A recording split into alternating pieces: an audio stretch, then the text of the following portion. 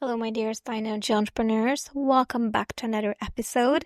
Today, we are not doing camera because I'm in my bed and it's 11 p.m. at night. And I thought I want to create something for you and kind of explain to you a super interesting concept that once you see and hear about it, it's going to be like, that's me. And you tell me if that's true for you because I'm very curious to hear. Today's topic is going to be about the INFJ entrepreneur's journey. And when I say the INFJ entrepreneur's journey, what I mean by that is how our growth is different than other people, maybe other MBTIs as well.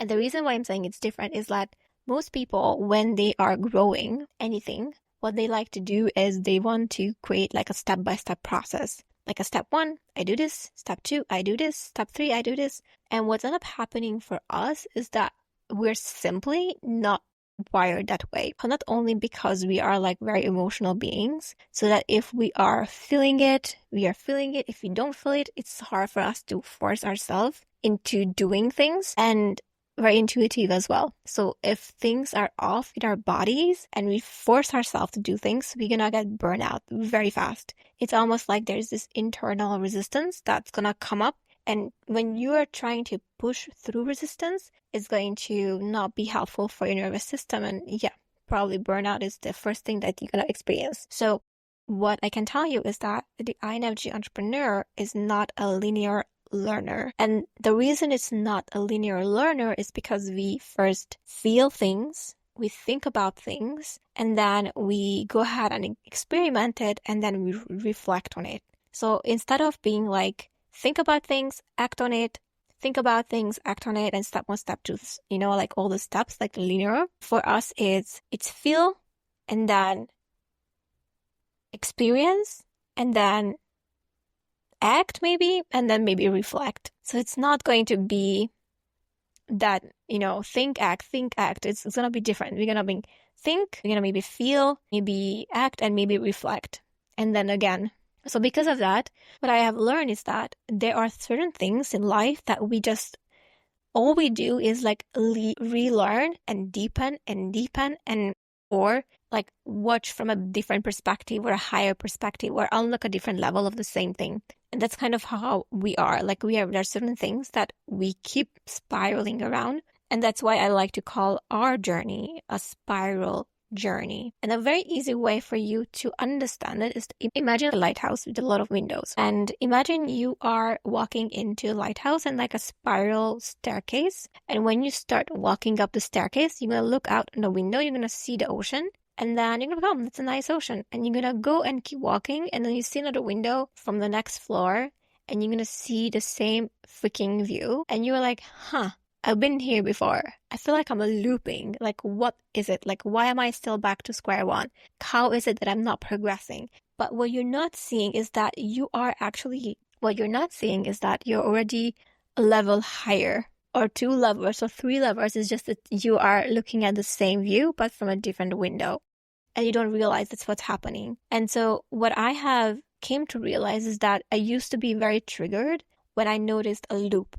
And I think because we can notice patterns really, really fast in not just ourselves because we are so reflective, but also in others because we are so perceptive and observant, we can be like, well, this person is looping. And there are people who are looping in terms of like they are in the same trauma all the time, same bad relationships, or same financial misfortune. And it seems like they cannot ever get out of their ways. Sometimes when we notice a loop in our own life, we are like, shit, looping, there's something wrong. And when you notice a loop, what I like you to think instead is this loop is inviting you for a new perspective, for a new level of achievement that you can unlock. Instead of worrying about the loop, I need you to look at the loop and see if that can get you to a next level. Because that's all we do. We just deepen the things that are coming back over and over and over, and then or look at them from a brand new perspective. It's just that the view looks the same, but we are like way high up on that, lighthouse than we were before. So that's how I like to think. And like I said, the spiral learning itself it goes up and down as well. So when I'm saying spiraling down, it doesn't mean that we are like losing our shit. It means that we are uncovering. It means that we are uncovering layers of our personality that we have never knew about it before. And it can be triggered by a conversation, a friend, situation, and there's always opportunities to go deeper within yourself and learn more about yourself and your core and what you're good at, like who you are. There's always an invitation to go deeper and deeper and deeper, not just within yourself, but within the topics, your interest, your business, like the lessons that you're learning. There's always a deeper layer beneath the layer, but the spiral learning is also going upwards. So there are always a different perspective, a newer level that you can unlock in your becoming. So what I'm saying in your becoming is in the journey of your evolution and growth. And because we are wired to grow, and I don't think there is any MBTIs out there who are obsessed with learning as much as we do. Maybe there are others too. But because there is this inevitable growth that you're going to experience in your lifetime, it's always going to be an invitation for you to deepen even your knowledge, yourself, or go high and find a brand new perspective. Now, I want to talk a little bit about the becoming phase, because to me, this has been one of the most fascinating journeys in my growth and especially in business, is that there were used to be people that scared me. Like there were used to be people that I didn't know how to speak to. I didn't know how to like approach them. I didn't know how to like even like what do I say? Like there was a lot of that, like not just people, like places. Like I didn't want to go into a nice hotel, for example, or there were again guests on my show that I could never imagine even having a conversation with. And what I have gone to realize is the more I grew, the more I was growing into a next evolution of mine, the more those people like I was looking up to and like felt so far from me, they then suddenly became not just like same level with me, but then also a friend. And also like almost like there's this growth and evolution that helped me to get to that level, not financially, mentally, so I can actually level with those people, and not just level with them, but just like be able to become a person who is able to be chill with these people and then be open and learn from them. So again, I had this guest lady that the whole reason I started my marketing podcast was because she said, if in a year I will still have my podcast, she will come to my show. Because she said like podcasts, they don't make it past a year. And she said, if any of you ever go over a year, you invite me, I come.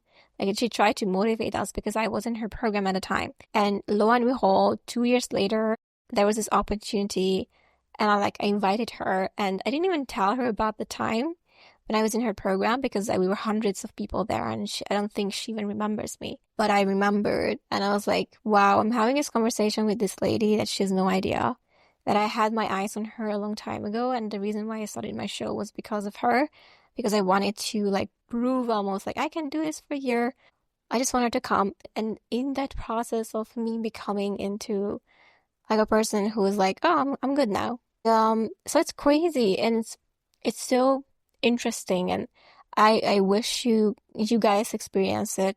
I will be inviting more higher level INFJs to our show, and so that we can have more of this conversation. But honestly, where I want to leave you is when you are in the spiral growth, it sometimes will feel like you're not progressing, but you're always progressing. It's just it doesn't look like everyone else's progress, because your progress is always going to be new perspectives, new levels of your becoming, or deeper layers and deepening of your knowledge. And it's always going to be like that. It's not going to be like step 1, step 3, and you're not going to see like a map. That's the thing. Like your map is going to be a spiral. It's going to be like where do I even go? Like you won't see until you walk up the stairs. So it's not going to be like, you have a vision. That's cool. But it's not going to be like a straight line. It's not going to be a straight line. It's going to be a spiral. It's going to be upwards and downwards, deeper or new perspectives. And that's okay. And I think you need to be okay with that, because you have to think and feel and experience and reflect in order for you to really like learn the lessons in the journey, and unlock your next level in your becoming. So it won't be like everyone else's journey. It will be its own magic. And if you are already experiencing some of this, if you have noticing you have levels, knowledge that you're unlocking within or within your business, let me know in the comments. I'm very curious to hear what your take is on the spiral learning. And would love to see you in the community with us. If you're not a member already, I'm always putting that link in the description of the video. Don't forget, courage over fear, progress over perfection, spiral learning is our way. It's all good, it's interesting, it's fun and unique. So enjoy that. I'll see you next time.